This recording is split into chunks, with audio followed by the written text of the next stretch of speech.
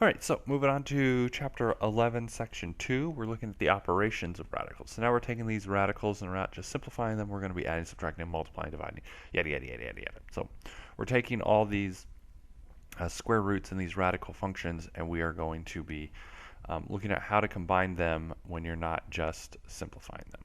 Okay, so starting off with adding and subtracting. The easiest way to think about square roots and different radicals is that you treat them just like you would if they were a variable. So 2 square root 2 plus 5 square root 2 would be the same as if I was asking you, what's 2x plus 5x. So 2x plus 5x gets you 7x. That's the same thing here. It's just 2 plus 5, and then you just write square root of 2 at the end. So if it's the exact same, you can combine them. Now, if you look at the one on the bottom, you would have, let's say, it's 3y for the square root of 3 plus 5z for the square root of 5. Now, can you combine those?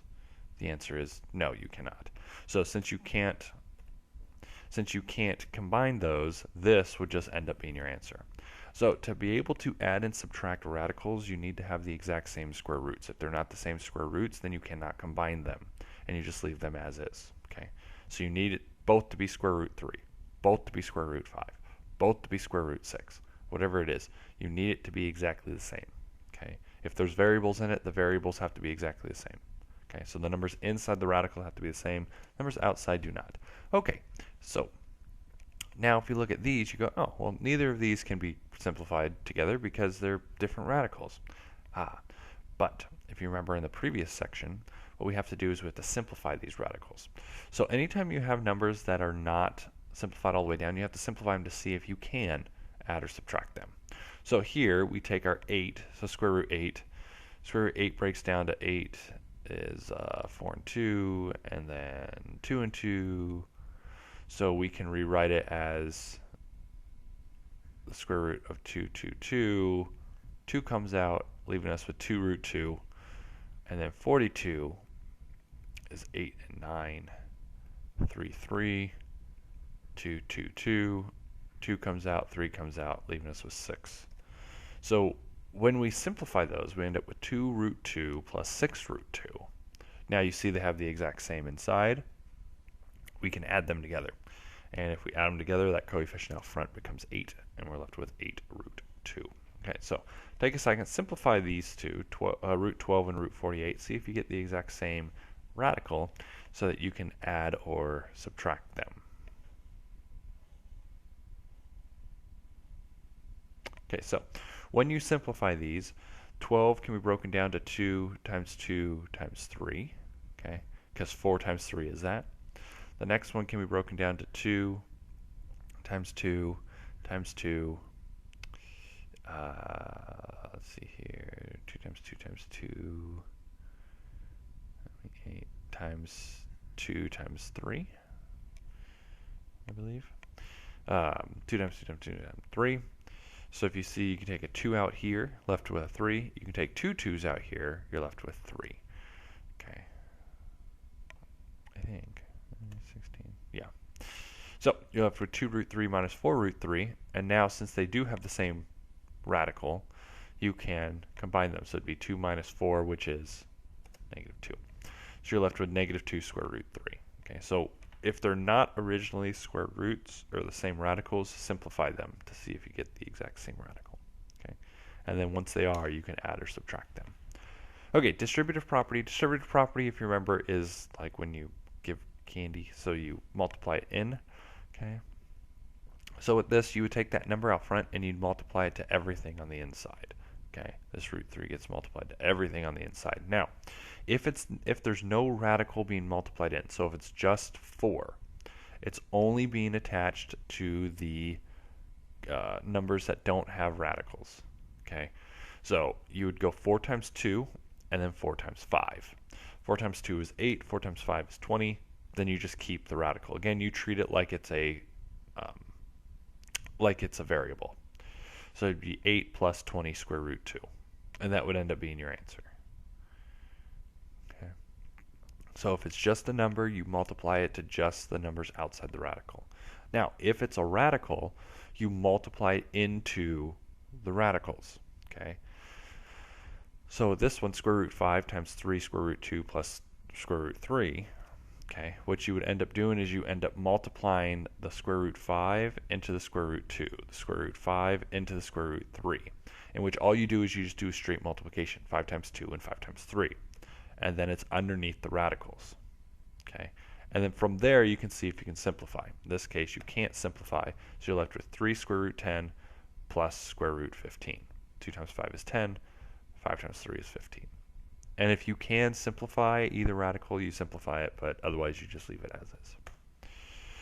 Okay, squaring. So if you're squaring it, you're basically doing the same thing as distributive, except you're multiplying the same thing twice. So it's square root 5 plus 8 times the square root 5 plus 8. Which, if you remember some of our rules we have, when you're squaring something, you square the first, square the last, you multiply them together, then you double them. And you do the same thing here. You square the first one, you square the last one, you end up, this is being FOILed through, you end up with the square root of 25 plus square root 8 square root 5 plus 8 square root 5 plus the square root of 8 times 8, which is 64. So you're left with, this should still be, oh, there was no square root on that 8. Oops, I don't know why I kept putting the square root. There was no square root on the 8. So you're left with 64. Simplified all the way down, that would be 5 plus 64, which is 69. 16 root 5. That would be your answer. Okay, so take a second and find the square root of the second one. Okay, so now the second one, since you have the square roots on each, what you end up doing is you end up taking and you're multiplying the square root. So it would be square root of 2 times 2 plus square root of 2 times 3 plus square root of 2 times 3 plus square root of 3 times 3. And you'd multiply all those together. So square root of 2 times 2 is just 2. Square root of 3 times 3 is just 3. Square root of 2 times 3 is 6. And then you add it together. So you end up, keep simplifying it all the way down. You end up with 2 plus 2 root 6 plus 3, which is 5 plus 2 root 6. Okay, so that's what happens when you're squaring them. Okay, so it is just FOILing them out, separating them, and multiplying them. Okay, last thing is the conjugate. Okay, so previously when we talked about rationalizing the denominator, we didn't want square roots in the denominator. And what you saw previously would have been something like 3 over the square root of 3. Okay, and there was just a square root on the bottom. Okay, that makes it fairly simple to rationalize it because you just multiply it by the square root. Now, if you have a square root that's being added or subtracted, 4 plus the root 3, what ends up happening is you have to multiply by what's called its conjugate. So, the main thing to remember for a conjugate is that if you have a plus the square root of b, its conjugate is always just a minus the square root of b. So the conjugate of any of these is always just changing that middle sign from a positive to a negative, and there's a reason why we do this. So the conjugate of this one would be 4 minus the square root of 3, and we'd multiply the top and bottom by 4 minus root 3. Okay. When we multiply the top, we end up with just 4 minus root 3 because you're multiplying it by 1. But the bottom is where we want to get rid of that square root. And what we have is that we have, since they're different signs, and we're going to multiply them, we FOIL them through. And so when we FOIL them through, what ends up happening is we go 4 times 4, which is 16. 4 times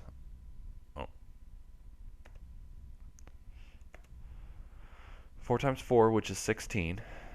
Okay. Root 3 times negative root 3 ends up being just a negative 3. Now the middle parts, when we do the inner and the outer in our foiling, okay, or our outer inner, you'd have 4 times a negative root 3, and you'd have 4 times root 3. Well, if you have 4 times root 3 minus 4 times root 3, that ends up disappearing. So if you were to FOIL this out, you would end up seeing that those middle numbers end up disappearing. And that's what happens when you take a number and multiply by its conjugate. The middle numbers, the square roots, disappear. And that's why we multiply it by the numbers, but just the sign change. Okay? And just the sign change. If we start off with 4 minus root 3, our conjugate would be 4 plus root 3. So it works the other way as well. If it starts off as a negative, it turns positive. If it starts off as a positive, it turns negative. And we multiply it through, end up with 13. So now this isn't the answer. This is now the denominator of it. So it'd be 4 minus root 3 all over 13. And this is the same as that, as the original. Okay. And what we've done is what you would call it is we've multiplied a trivial 0 or trivial 1 into our problem to get our answer. Okay. So you multiply by the conjugate. When you multiply it through, you should end up with no square roots on the denominator. Okay. All right, so that's the end of section 2. This is your homework for section 2. Make sure you work on it.